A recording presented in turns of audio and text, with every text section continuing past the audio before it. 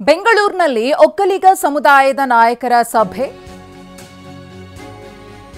ನಿರ್ಮಲಾನಂದನಾಥ ಸ್ವಾಮೀಜಿಯವರ ನೇತೃತ್ವದಲ್ಲಿ ಸಭೆ ನಡೆಯಲಿದೆ. ಇವತ್ತು ಸಭೆ ನಿಗದಿಯಾಗಿದೆ. ಇನ್ನು ಇಂದಿನ ಸಭೆಯಲ್ಲಿ ಮೂರು ಪಕ್ಷಗಳ ಒಕ್ಕಲಿಗ ನಾಯಕರು ಭಾಗಿಯಾಗ್ತಾರೆ. ಜಾತಿ ಗಣತಿ ವಿಚಾರವಾಗಿ ನಾಯಕರು ಚರ್ಚೆಯನ್ನು ಮಾಡಲಿದ್ದಾರೆ. ಒಕ್ಕಲಿಗರ ನಿಲುವಿನ ಬಗ್ಗೆ ಚರ್ಚೆ ನಡೆಯುತ್ತೆ ಈ ಸಭೆಯಲ್ಲಿ.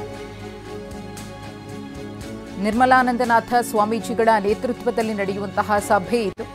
ಜಾತಿ ಗಣತಿ ವಿಚಾರಕ್ಕೆ ಸಂಬಂಧಪಟ್ಟಂತೆ ಏನೆಲ್ಲ ಗೊಂದಲಗಳು ಸೃಷ್ಟಿಯಾಗಿದೆಯೋ ಹಾಗೆಯೇ ಒಂದಷ್ಟು ವಿಚಾರಗಳಿಗೆ ಸಂಬಂಧಪಟ್ಟಂತೆ ವಿವಾದ ಕೂಡ ಎದ್ದಿದೆ. ಇದೆಲ್ಲದರ ಬಗ್ಗೆಯೂ ಕೂಡ ಚರ್ಚೆಯನ್ನ ಮಾಡಿ ತಮ್ಮ ನಿಲುವು ಹೇಗಿರಬೇಕು, ಒಕ್ಕೊರಲಿನ ಧ್ವನಿ ಹೇಗಿರಬೇಕು ಅನ್ನೋದ್ರ ಬಗ್ಗೆ ಇವತ್ತಿನ ಸಭೆಯಲ್ಲಿ ನಿರ್ಧಾರ ಮಾಡಲಿದ್ದಾರೆ.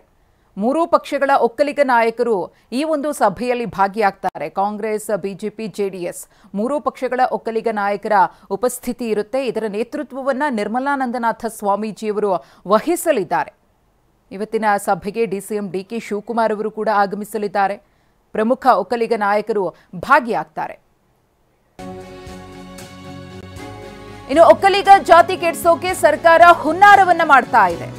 ಸಿದ್ದರಾಮಯ್ಯನವರ ಕಿತಾಪತಿ ಕುತಂತ್ರ ಅಂತ ಅಶೋಕ್ ವಾಗ್ದಾಳಿಯನ್ನ ನಡೆಸಿದ್ದಾರೆ.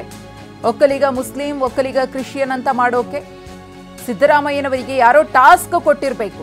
ಸೋನಿಯಾ ಕ್ರಿಶ್ಚಿಯನ್ ಇರೋದ್ರಿಂದ ಅವರೇ ಕೊಟ್ಟಿರಬಹುದು ಅಂತ ಹೇಳಿ ಆರ್ ಅಶೋಕ್ ಅವರು ಕಿಡಿಕಾರಿದ್ದಾರೆ. ಎಲ್ಲ ಹಿಂದುಳಿದ ವರ್ಗ ಇರ್ಬೋದು, ಎಸ್ಸಿ ಇರ್ಬೋದು, ಲಿಂಗಾಯತರು ಇರ್ಬೋದು, ಒಕ್ಕಲಿಗರೆಲ್ಲ ಸಭೆ ಸೇರ್ತಾ ಇದ್ದೀರಿ. ಅಲ್ಲಿ ಡಿ ಕೆ ಶಿವಕುಮಾರ್ ಅವರು ಬರ್ತಾ ಇದ್ದಾರೆ, ಕುಮಾರಸ್ವಾಮಿ ಅವರು ಬರ್ತಾ ಇದ್ದಾರೆ.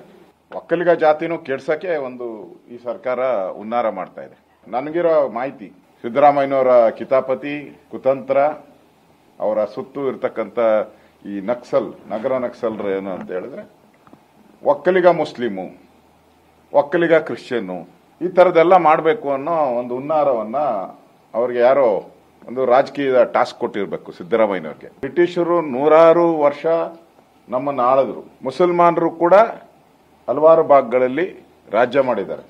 ಯಾರು ಮಾಡದೇ ಇರುವಂತ ಈ ಅಧರ್ಮದ ಕೆಲಸವನ್ನ ಸಿದ್ದರಾಮಯ್ಯನವರು ಮಾಡಿದ್ದಾರೆ ಅಂದ್ರೆ ಮೋಸ್ಟ್ಲಿ ಅವ್ರ ಹೈಕಮಾಂಡ್ ಎಲ್ಲೋ ಟಾಸ್ಕ್ ಕೊಟ್ಟಿರ್ಬೇಕು. ಸೋನಿಯಾ ಗಾಂಧಿ ಅವರು ಮೋಸ್ಟ್ಲಿ ಅವ್ರು ಕ್ರಿಶ್ಚಿಯನ್ ಇರೋದ್ರಿಂದ ಅವ್ರು ಟಾಸ್ಕ್ ಕೊಟ್ಟಿರ್ಬೋದು. ಇದು ಸಾಮಾಜಿಕ ಸಮೀಕ್ಷೆ ಅಂತಾರೆ. ಆದ್ರೆ ಇದು ಸಾಮಾಜಿಕ ಸಮೀಕ್ಷೆನೇ ಅಲ್ಲ, ಜಾತಿ ಸಮೀಕ್ಷೆ.